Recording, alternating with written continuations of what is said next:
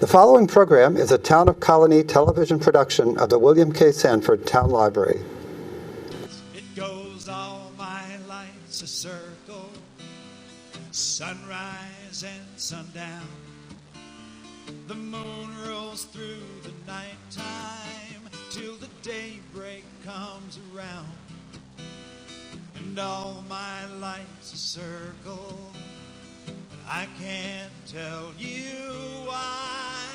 Seasons spinning round again, the years keep rolling by. Top of the morning or top of the evening, I'm Joe Doolittle. And I'm Kate Dudding. And this is Story by Story. Sharing the human experience. And we are storytellers. And we have an opinion that storytelling is at the basis of most of our communication as folks. And I feel that if you have a problem, most of the time storytelling can help it. Maybe not if you don't get algebra, but in terms of world peace, storytelling is helping. That's true. That's true. And there are examples in the press, and we'll talk about some of the things that are going around in our story circle world, and some elements of storytelling that might be helpful for you as you begin to think about maybe how I might use storytelling more as a method in my interrelationships and my life.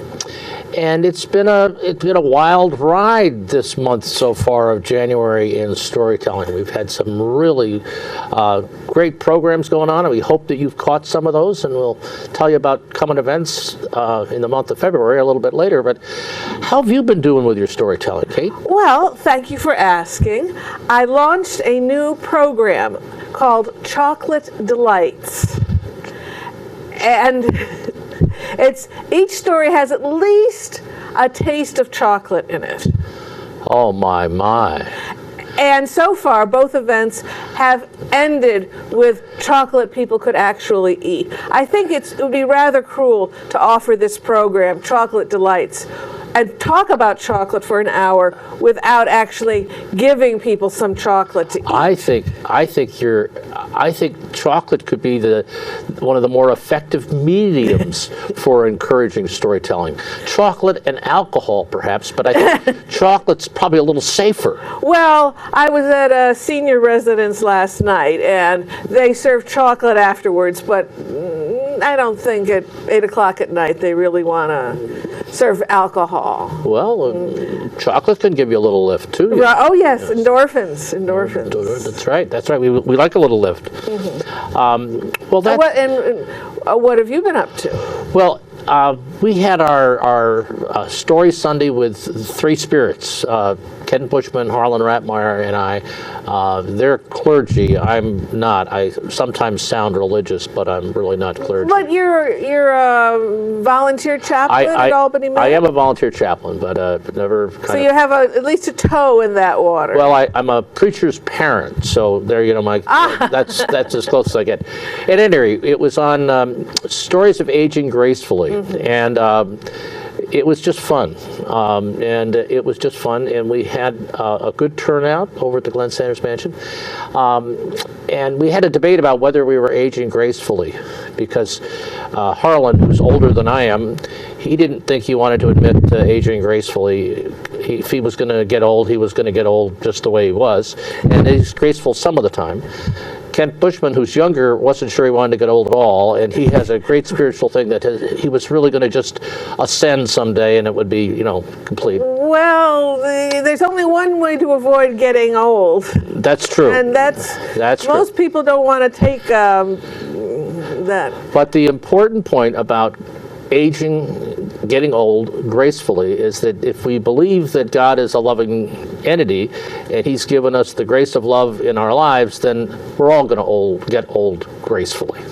So that was our compromise on that. Okay, but I think we've each run into at least one person who has not been getting old gracefully. But one case that I can think of. Did you know my mother? No, not. I know. Actually, I don't. Maybe I met her once, but I never spent any quality time with her. But I know a friend of mine's aunt I think she was not graceful in any part of her life, but it only got worse as she got older.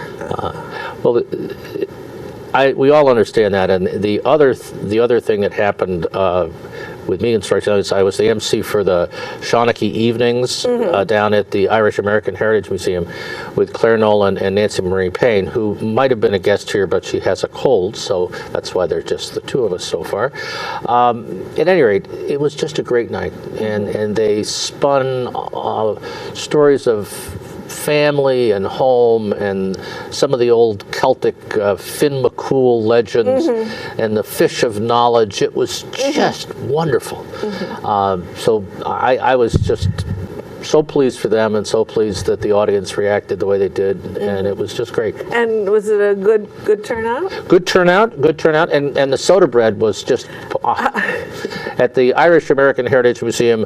One of the board members who has helped put this program together bakes soda bread, and he teaches a class in how to bake soda bread, and it's just always superb. And they have that big tin of Irish gold butter there. Oh, every cardiologist in town must go, yay! You know?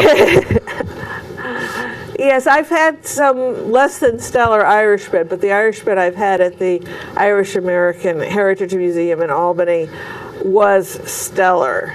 And it was a different variety that time. It was extra spices that just made it extra wonderful. Yeah, it's good. And that's, you'll hear more later, but that's on the second Friday of the month. Right. And it's just south, it's on Broadway, just south of State Street in downtown Albany. Downtown Albany. And we usually have a segue of into introducing a guest storyteller.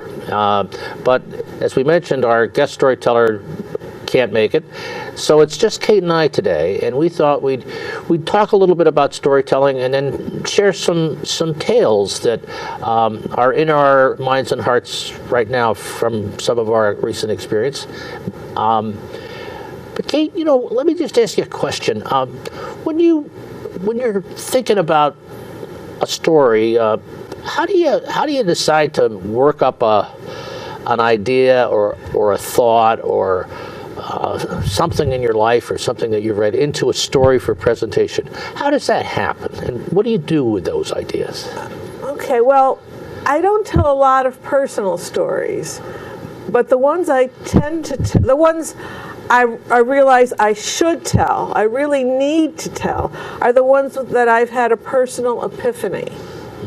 That all of a sudden there's this huge new thought that life has thrust upon me that changes the way I'm looking at things, and I feel I need to share it with people, and maybe it would ring a bell, it would resonate with someone else, and they would go, oh my goodness, that's true for me too. Now, one of my first stories was called My Mother's Hands. And I came into storytelling because my parents died when I was in my 30s, and my best friend died when I was in my early 40s. And I spoke at my best friend's memorial service. That's really my first launch into storytelling. I had done presentations at work when I had to, but this was the first time I was telling the story of our friendship. And afterwards I thought, I wonder if anyone else would be interested in hearing about this. And eventually that's developed over the years once I've adapted to my loss. I don't think you recover from a loss, but you learn to go on without it, with it as your companion. That's developed into a story that shows how our friendship is. She gave me a gift of missing her so much that launched me into storytelling. But back to My Mother's Hands, that was I was too close to the grief about my friend's death. My mother by that time had been dead for 7 years or something. And so I thought about telling a story about her. And she taught me how to knit. So there was knitting, and she played the piano, and I played the piano. And that got me thinking about her hands. And then I realized, and I knew it, but I didn't know it consciously, that I have her hands. And I thought, oh, that could be something that other people have. Right. And so that led me on to, Marnie Gillard talks it, a string of pearls. It's not a story that has a crisis and then a resolution. It's several pearls on a string on the same topic that the story strings together to make a whole. So I told this story once. It was at one of our early celebrations. Right, I remember. I think it was the second celebration we had. It was when GE Research still had an auditorium. And I told it. I was actually a very new teller. And after the introduction, I forgot what the first pearl was. But my teachers had always said, keep calm, it will come to you. So I kept calm. And I waited, and it seemed like I waited like for a minute and a half. But afterwards, when I looked at the tape, it was 11 seconds. But it seemed like a minute and a half. And as soon as I said, well, forget about the first pearl, the order is not that. As soon as I stopped trying to remember it, it came back to me. Yeah. There it was. So it wasn't a stellar telling, but I did tell all the pearls, and my conclusion was that I remember my mother whenever I do the things that we had shared together and whenever I look at my hands. Right. Well, I told that story, and afterwards a man came up to me and said, I never realized, but I have my father's hands. Yeah. And I felt, yes, that's what I wanted the story to do, to evoke somebody else's story. Right. And I gave him something that, in a small way, changed his life. Yeah. And that's I think, the miracle of personal stories. And I remember hearing that story, and then I remember hearing another story about hands from Harlan Ratmeyer, and that became a presence in the Doolittle family because we needed a present for my Christmas birthday mother at 95, and we created a whole tablecloth and another whole tradition. And what I like about the hands thing is that the word tradition is rooted in the word dite in the Latin, which literally means hands. So the word tradition literally means to hand over. And so there you go. You got another little segue from storytelling right there. How handy that you know that. I do. I'm a font of extraneous information. I'm a storyteller. You know, that's a great story though. And so that a lot of your stories, whether they're personal or whether they're historical, come from some new understanding, even of people or situations, and so that the aha moment is a part of collecting and remembering. Right. That I'll be interested in something like the story I'm going to share with you today. I had seen perhaps in the Smithsonian magazine, which you gave me a free subscription to. Because I had an extra free subscription. Right, and and it suckered me right in, and I got close to saying, well, I really don't. And then the new issue came out, and there was something that was interesting, not necessarily for me to turn into a story, but enough that I really liked it. Okay, I'll keep the subscription. It's not that expensive. But there was an article in that, and then I went to the Smithsonian's website and found out a little more. And then, because my husband goes to a conference in Washington, D.C., I made an appointment with the Smithsonian to go into their archives because they had a box, what it turned out to be, a box of stuff about this guy. Really? Yes. You got into the archives at Yes, the Smithsonian? Yes, it was so way cool. I yeah. just had to tell who I was and what I was doing and why I wanted, and they made an appointment for And you were a member by this time, right? Oh, well, yeah, but I okay. don't think that made any difference. And I made an appointment to go there during my husband's conference, and I had to leave all my belongings outside. They had a locker and everything. And then I went inside and they issued me a pencil and some paper I could write on. I could bring in my digital camera, and they issued me some white gloves, and then they brought out the archival box, and it was mine to rifle through. Wow. That is really, that must have been fun. It was, and they were at that time renovating the museum, so I had to kind of come in by the staff entrance. The whole museum was closed, and it was dark, and I think I went past the Julia Child exhibit, but it was all dark, so I couldn't see it, and so I was really behind the scenes at the Smithsonian. Wow. Yes. That's a story in itself. Yes. Right Now, there. they didn't let me go into the archives. They brought the box out to their But still, reading room area, if you will. I think that's Now you've been telling us about. But so I had all this stuff, and then I had to say, but what is my intention? Why do I want to tell it? What do I want people to go away with? Because that shapes the story. That gives me a direction for the story to go to. It gives me a guidance onto what I should include, what I don't have to include. Like there were some memberships at country clubs in California, and I thought that was kind of cool. But that's all it was. It didn't fit in the story. Right.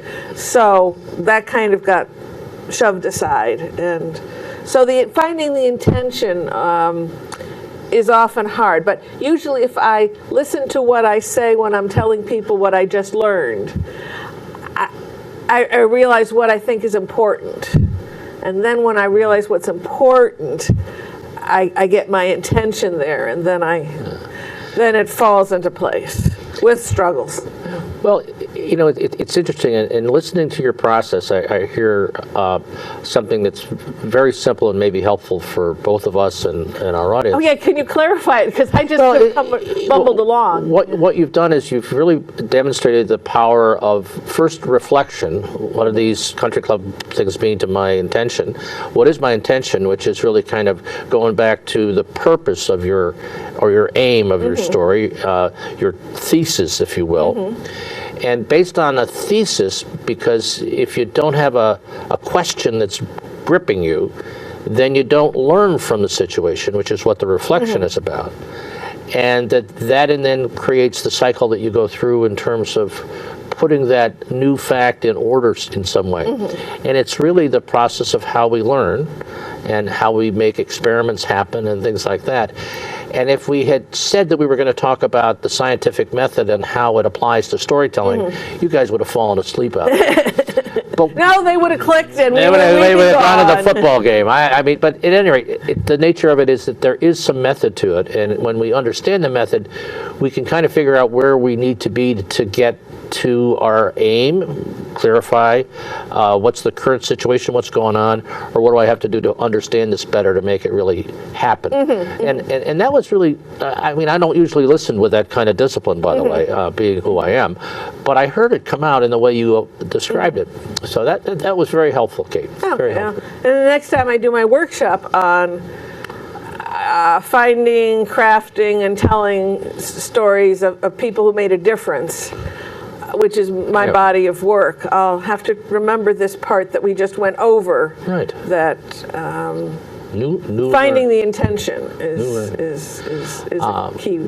Yeah, without a thesis on your purpose or something, you can't have any learning. It becomes an anecdote or conversation, which is nice, but when you're speaking to a large group, you really want something a little more focused than chit-chat. Yep.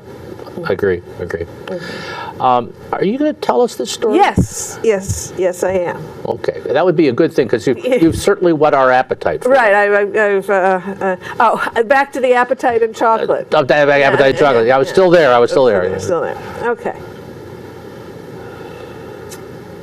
This is a story about a boy who had a problem and a man who listened. It started 95 years ago in a little town in Iowa, in their new candy and ice cream shop. A boy came in and said, "I want some ice cream." And then he saw the display of chocolate bars. He goes, No. I'll have that. Oh, you have that flavor of. The man behind the counter got a little impatient and said, "Why don't you just buy both?" And the boy looked up at him and said, "I only got 1 nickel.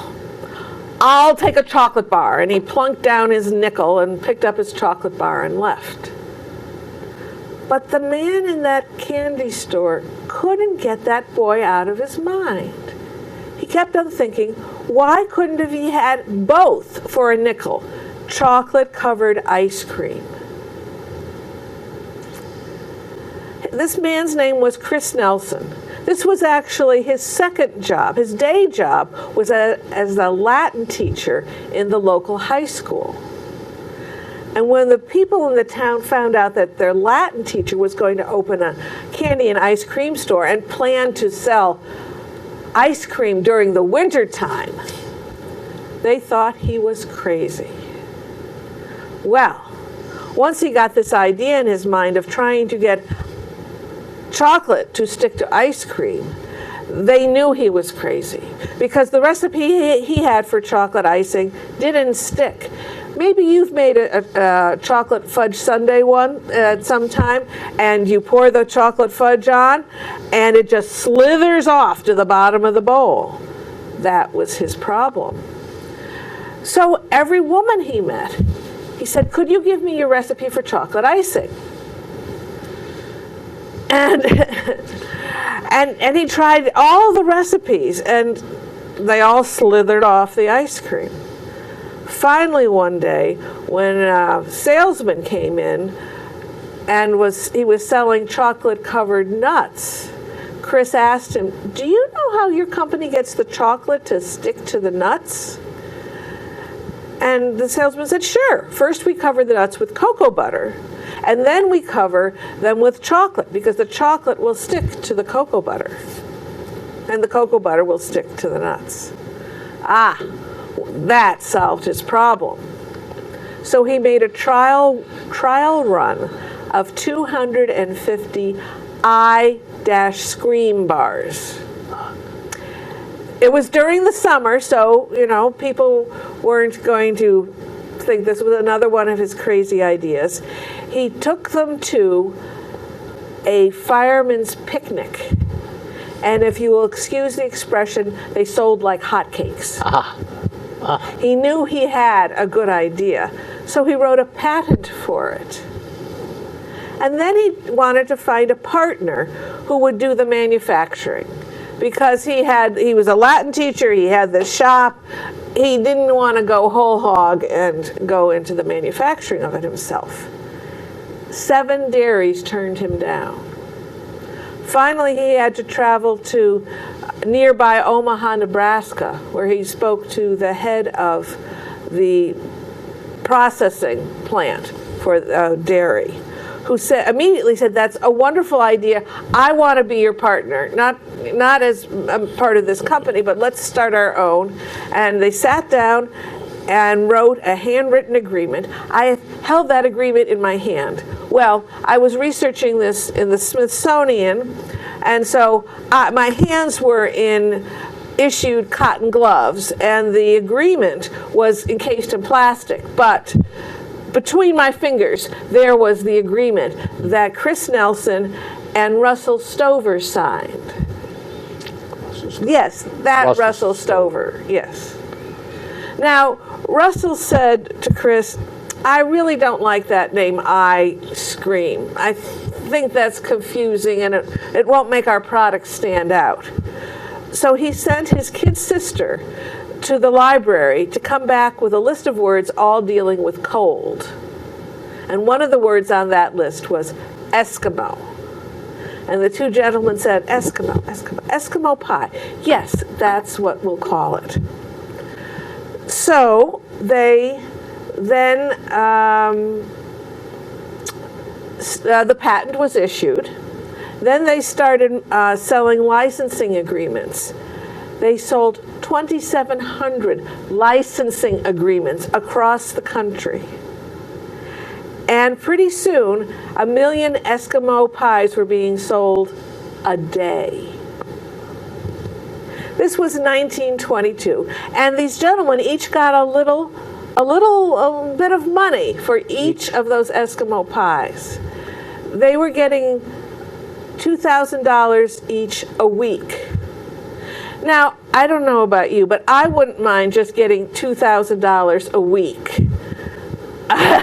Now, but back then in 1922, most people made $2,000 a year. This was fabulous amounts of money. Now, in this archival box at the Smithsonian, there was a contemporary newspaper article. And one of the questions the reporter asked, Mr. Nelson, what have you been doing with all this money you've been receiving?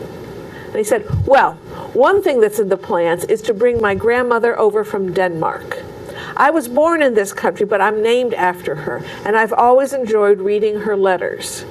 So she's 80 years old, and she's going to come over soon, and I look forward to meeting her. And then he said, I've done something else that probably anyone would have done who's been laughed at by most of the people in the town they live in. I bought the biggest, fanciest car I could, and I slowly drove up and down the streets of my town waving. Great. Now, Great. this sounds like, oh, their world was made. Well, no. There were patent infringements. The patent was revoked because one of their competitors said, no, we're not infringing on their patent. That's something that anyone who was skilled in the art, which is patent lingo, would have known that you needed cocoa butter between the substance, nuts or ice cream, and the chocolate. Russell Stover just got disgusted by the whole thing, and his legal bill was so large, he just turned over all of his rights, whatever they were worth, to pay for his legal bills. He and his wife moved to Denver, Colorado, and started the Russell Stover business, which still exists today. Chris Nelson, he hung on for a little while longer, but then he sold the business to the Reynolds Aluminum Company. Now, that might seem an odd a decision that the aluminum company made, except they were quite familiar with Eskimo pies because each one of them was wrapped in a piece of Reynolds aluminum foil. So Chris Nelson kept on working for them. One of his first inventions while being an employee of theirs was a thermos jug that was rectangular in shape, the same shape as the Eskimo pies. This was, after all, 1922, and most people didn't have an electric refrigerator, let alone an electric freezer. They had ice boxes. So, but by having this thermos, this custom-made thermos, people who ran newsstands on the street, they could go to a place that had an electric freezer, fill it up, and sell Eskimo pies on the street. The sales of Eskimo pies just increased. even when he was in his early 60s, Chris Nelson invented a new machine to manufacture Eskimo pies. And again, in this box, I loved that box, there was a letter he had written to the head of Reynolds Aluminum Foil when Chris Nelson was 83, 17 years after he retired. And it said, I had a wonderful frozen chocolate mousse dessert at my favorite restaurant. And it made me think that perhaps that's a new product that you could offer. And I bought a number of them, and I've brought them home to my kitchen, and I've been experimenting with them, and he gave some details.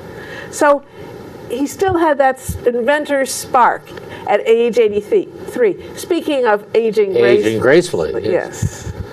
Now, in this box at the Smithsonian, there was an official brochure from the, I think it was a yearly report from the Reynolds Aluminum Company, and there was an article on Chris Nelson. And it said, our inventor of Eskimo pies, Chris Nelson, eats an Eskimo pie every day. Now, I've dealt a tiny bit with marketing departments, and I know that they might exaggerate now and then. It just didn't, I'm sorry, even if you really love your product, I can't imagine eating it every single day. But I imagine he had an Eskimo pie more frequently than most people. And it got me to thinking. I wondered, whenever he did eat an Eskimo pie, I wonder how often he remembered that boy with a problem, the boy he listened to and changed his life. Story of Chris Nelson, the inventor of Eskimo pies. Wow. Kate, that was great. And I learned a new thing. Aging gracefully is more fun with chocolate. Yeah. Almost anything is. Almost anything. That was just wonderful. And so just take us back to, where did you get the idea for kind of looking up the root cause of an Eskimo pie? I think there was an article in a passing mention in the Smithsonian magazine. So there it was. I know I went to their website and they had like 2 paragraphs on it, and there was a footnote that said this was based on the material they had in their archives. Wow. And then the other thing that the Reynolds Aluminum Company, because it's really distributing aluminum foil, could mark it up on retail, and had figured that out, and bingo, there you go. That's a great story. It's a great story. And I love the way you started and finished. Dear hearts out there, remember that little art that Kate just displayed. She started us out with a little kid at an ice cream counter, and she brought us back there to cinch up all the memories that are in that story. So, in the communication thing, they would say, well, you have to bring closure to things. It's one of the nicest examples of a finish and an ending fitting together that we've seen. Really, it's great. Thank you. Gert Johnson, who's my story buddy, refers to them as my bookends that I cycle around. And to me, well, the classic thing that an inventor does is recognizes a problem and looks for a solution. Occasionally, you miss the solution, but find out that it has a purpose. You can find out a problem that it does solve, such as Post-it notes. Right. The fellow was trying to create a permanent glue. And this stupid glue, wasn't going. Right. it would stick again and again and again, but it wasn't permanent. And then finally he realized, oh, I'm in the choir and we rent the music, and we have to very lightly in pencil write our conductor's notes and then very carefully erase them before we return them to the music publishing company. And a little piece of paper that I could stick on right where, this is the, crescendo, or listen very carefully to the harmony or whatever. I could just put them all over the music, and then at the end just and no erasing. And So if you do, you also get Eskimo pies. well, that was starting with a problem getting the invention. That the Post-it notes was finding and creating an invention that didn't solve the initial problem, but figure out how you could market it. So. Well, I'll just have to say thank you for that story and for all the information about creating stories that you kind of put it in the context for us. I think that was great. That was great. And you know, you told a story, but you know, it's time in our program to kind of talk about coming events, and that's something you usually do. So I think if you don't mind staying on that. Yeah, it's time. We're going to start with something you're going to do on February 2nd at Arthur's Market in the Stockade. Your first Tuesday, Tales and Stuff, where you will be the featured performer telling stories of Schenectady. Right, and that's something that I like to do about this time of the year because it's the anniversary of the Schenectady Massacre. So we've teamed up with the Historical Society and the Stockade Association to use that time as something for the neighborhood and also for the rest of the community. So stop on by. There's no minimum, but there is coffee and dessert and dinner if you'd like at Arthur's Market. So. Available for purchase. Available for purchase. Yes. And then there'll be the Saratoga Storytelling Open Mic happens on the second Wednesday of each month up in Saratoga, alternating between Cafe Lena and Woodlawn Commons, which is part of the Wesley community in Saratoga. And that will be on February 10th, and it's free. And they give us juice and cookies. And being at Wesley is fun because the residents there are really live wires, aging gracefully. And the response to the stories is really super. So don't be afraid to show up at Wesley to hear those stories. It's the most fun. Then I thought I would mention on February 12th, I will be speaking at the Clifton Park Half Moon Public Library as part of their Friday morning free-for-alls at 10:30. My program on Fighting for Our Rights, American Women Mid-20th Century. So those are stories of women in the civil rights movement, and the women's rights movement. Good. Now, and we know that one storytelling program a day is just not enough on some days. So that night, that's the second Friday of the month, you can go to, the Irish American Heritage Museum that we mentioned earlier on Broadway in Albany, and hear Marnie Gillard and the musical duo Lawson do a program at 7 o'clock. And Lawson is a session group coming out of the tradition of the Irish pubs. And Marnie is one of our wonderfully seasoned and gracious storytelling folks. And about 3 or 4 years ago, she hooked up with this group and did a program on Grace O'Malley, the Irish Granuelle, the Irish Pirate Queen. Just phenomenal, and the way it all came together. So there'll be a little bit of that, but there'll also be a little bit more of other things. So come on down to the Irish American Heritage Museum and hear the stories, hear the music, and eat the soda bread. Yeah. Then we will have our 118th Story Sunday on Valentine's Day.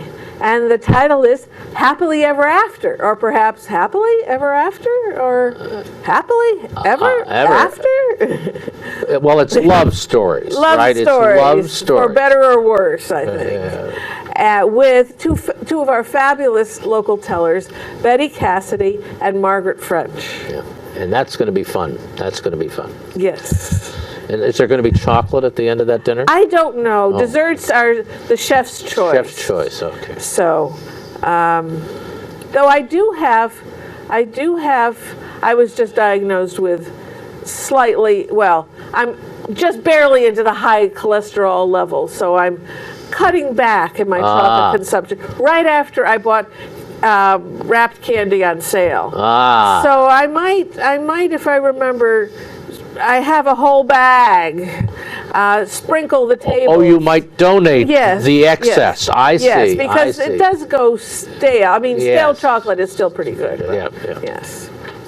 Then we have our next Story Circle meeting, I believe at the Pine Hills Library in Albany, where people can tell stories, no reading. Listeners are more than welcome. I think one of the things to promote our meetings that's different from some of the things that we talk about as performance venues is the opportunity to share something that's a work in progress. And members of the Guild bring stuff to get feedback on as they're developing it. Folks that are interested in trying out as a storyteller, kind of trying out, seeing how it feels. It's an opportunity for that. So we welcome people that are interested in storytelling, and it's fun. And we rotate between the Pine Hills Library usually and the Colonie Library. So we're accessible to people, we like to think. Oh, it's Wednesday. But that will be fixed when you see this, by the time you see this slide. And don't worry about the feedback. That we are very gentle, and it's all under the teller's direction. That you may not want any feedback at all. You're just so glad to have told the story to living beings that are not your pets. Or you might be willing to hear the nice things. What do we call them? Accolades? Affirmations. Affirmations. Affirmations. Yes. And then you might ask questions, or you might ask if people have any suggestions. And we are trained not to say, I never could tell which woman was talking. We say things like, I was never quite sure whether it was the mother who was talking or whether the daughter was. Yeah. And if you'd like some suggestions on how to do that, I could think of a few. A characteristic gesture, and could do it, or certainly a voice. If you can do, oh, isn't that wonderful? You really think so? Whatever your skill level is. Voices are not my big thing, but I've learned over the time. I have in one story, it's Mr. Clean. It's, what are you doing here? And when I get this Mr. Clean vibe in my head, the voice comes out. Anyways, I digress. No, that was, I've got another line for that, but I'll come back to it. So. Yes. So the third Friday of every month down in Saugerties at the Inquiring Minds Bookstore. I love that title, Inquiring Minds Bookstore. There is storytelling with Janet Carter. And then we end the month. No, not quite, because February 28th is not the end of February this year because we are leaping. We are leaping. But near the end is a program called Irresistible. And as the image, I chose chocolate. Wonder why? Wonder why.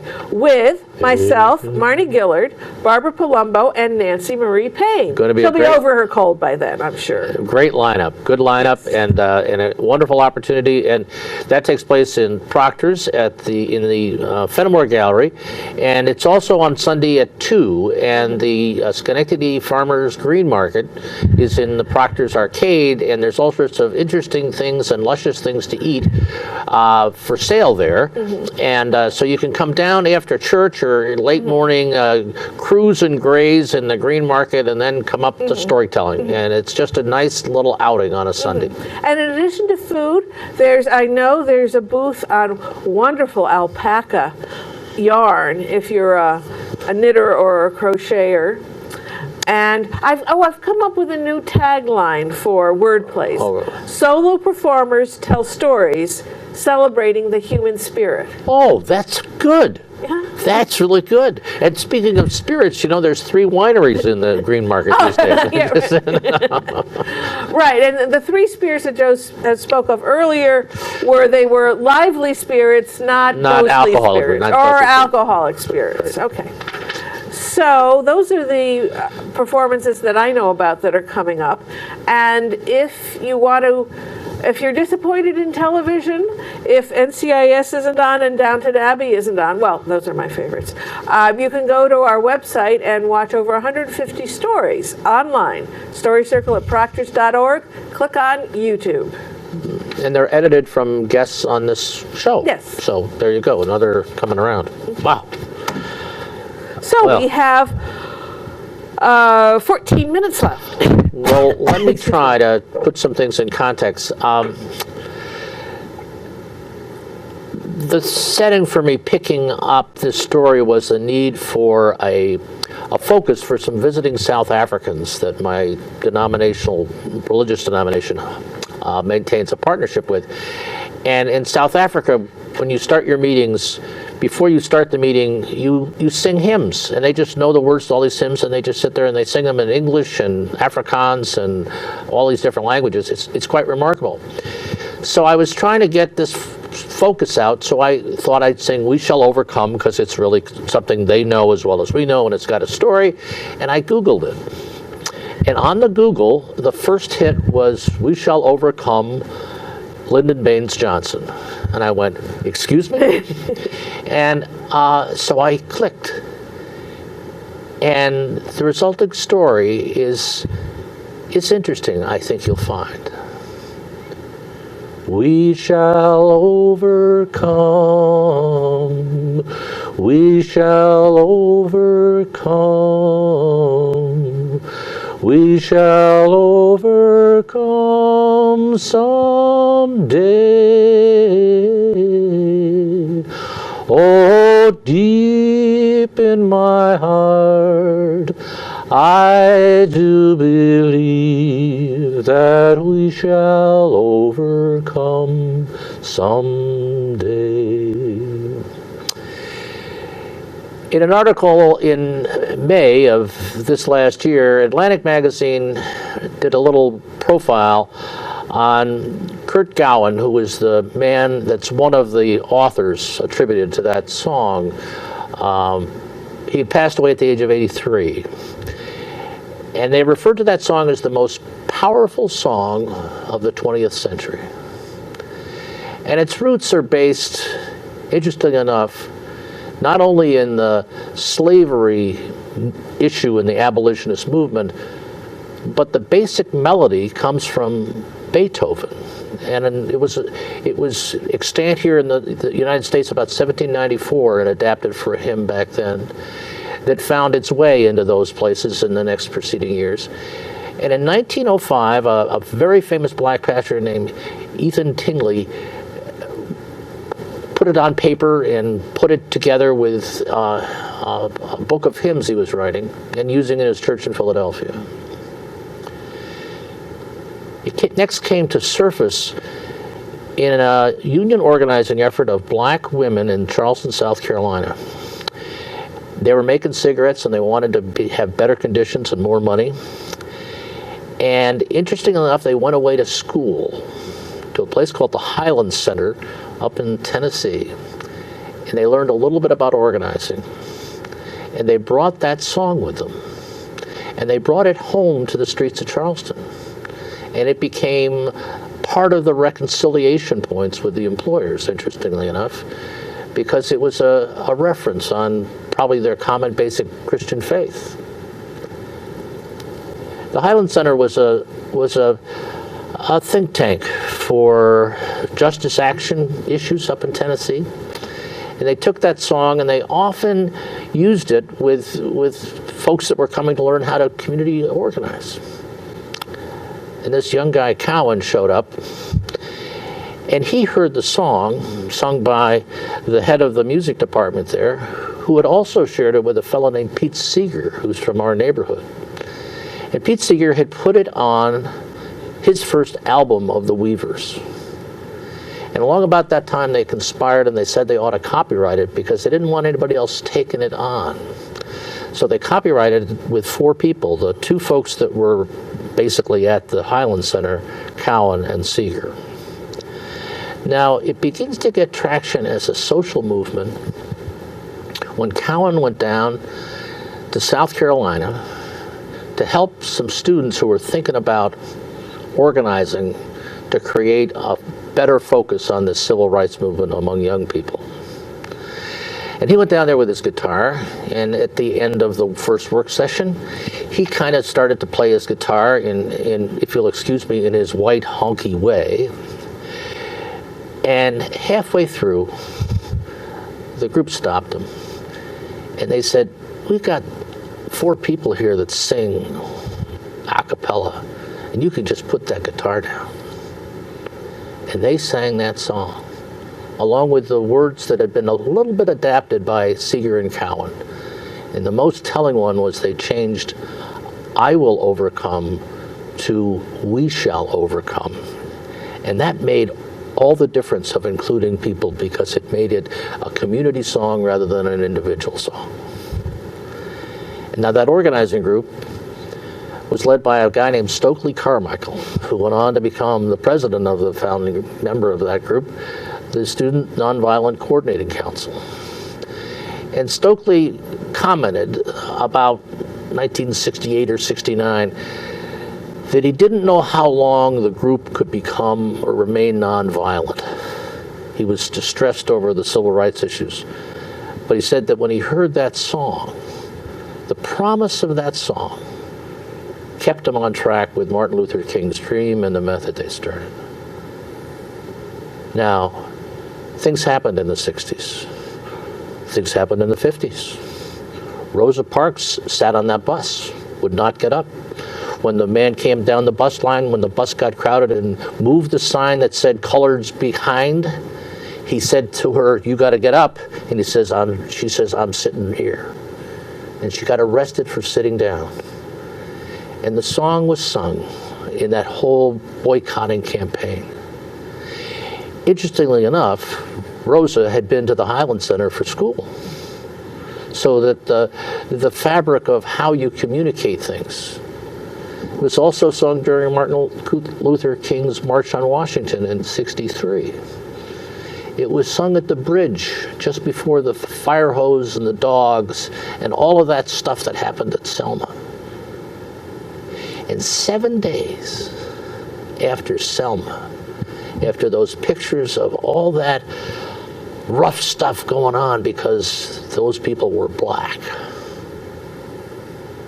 Lyndon Baines Johnson came to a joint meeting of Congress. And what he laid out was the Voting Rights Act of 1964. And he did it in a way that was ironic and powerful. It was ironic for him, a poor white man from Texas, growing up in the hill country, to bring together the most significant bit of civil rights legislation since the Emancipation Proclamation. Let me tell you, the times were such that we knew as a country we had to do something, and the irony was here was a Southerner about to do it. It wasn't lost on Johnson either, because he talked about the reality of people being discriminated against, and he told a very powerful story. When I was just a young kid out of college, I was 21 years old, and I was teaching school in a hill country town, and it was a big school. It had 2 rooms. And most of my students were either Chicano or Mexican or black. And they were all poor. And at the end of the day, I thought to myself, as I watched those kids go up the street in their little groups of different colors, I wish I could help them. But I was just a poor boy teaching school. But tell you now, I'm the President of the United States. Come next week, I'm going to send you a bill. And together we're going to help the sons and the grandsons, the granddaughters and the daughters of those children. Because we can, because we must, and it is the right thing to do. And it's a job that's bigger than any one man, even the President of the United States, so I need your help. Because together we can overcome. We shall overcome. That speech is on the top 5 of great oratories of the last century. It may be number 1. Its place doesn't matter. The issue is that it happened, and the world has been different because the power of a message communicated with a song that had a story. We shall overcome. Woo! You nailed that, Mr. Doolittle. Well, thank you, Mrs. Dudding. I must say that I hadn't told that story in a number of years, but one of the things I've gotten involved with were the guests that we had here last time. Sandy Powell and Barbara Spring. Right, the Friends for Racial Justice, because I think that one of the things that happens is that the issues rise to meet us that will not be put down. And if you think about racism, it's 400 years, and we continue to visit the same issue, and the progress we made can get undermined if we don't keep the stories in front of us, if we don't continue to reflect. So I've dusted that off for the Story Sunday about aging gracefully, and I preface it by saying that I never was a big fan of Lyndon Johnson until I read this story, and it gave me a whole different appreciation for the man and his politics. And there's one other thing he said as he was signing that bill. He said, "I've just given the Republican Party most of the South." And that's a powerful lesson for any politician. But I think if you were to ask Lyndon whether he'd do it again, he would have to say yes. He knew the price. Knew the price. And it didn't matter. It didn't matter. But so that's my story, and I'm sticking to it. No. No, Right. and I just heard it 2 days ago. But again, the hairs were coming up on my arms Well, when thank you. were speaking as him. Well, that was the first time I've ever tried to do Lyndon Johnson, and I found myself beginning to do it, and I don't know how it came off really, but it was because it's hard to shift your voice, not so much to get it over there. It's getting it back. Right. You have to go, now who am I? Yeah. Right. Oh, I'm me again. Yeah, Yes. and so that those are Those are techniques you can discuss at Story Circle meetings. right. That's right. And I'm not going to show you my scar, which is one of his other claims to fame. I won't do that. Now, one of the tips that Robin Beatty gave at a workshop, she said, first get into the body and then start speaking. Right. And so making it a deliberate two-step process, and then remembering, okay, I'm, Lyndon Baines, I'd kind of want to expand somehow, and then I just kind of come back and, I'm me, therefore it's my voice. Right. Anyways, minor detail. It's time to say goodbye, Joe. Can you imagine? I can't imagine. I must say that it was been a delightful time listening to you talk about how you do your stories, and your story was just really remarkable. And I'll never look at an Eskimo pie quite the same again. And I'll never think of LBJ quite the same way. And the rest of you out there, we hope that you'll take on a little bit of an experiment in how storytelling is affecting your life. And we're reachable through our website at Proctor's. So let us hear from you if you have any ideas about things that you'd like to have us take on, or things you'd like to come do and visit. And we can't do everything, but we have over 50 members of Story Circle with right. all kinds of talent. Right. We have good folks there. They've got our backs, we've got theirs. That's right. Thank you for joining us. Much good cheer, and good night. It goes all my life's a circle, sunrise and sundown. The moon rolls through the nighttime till the daybreak comes around. And all my life's a circle, I can't tell you why. Seasons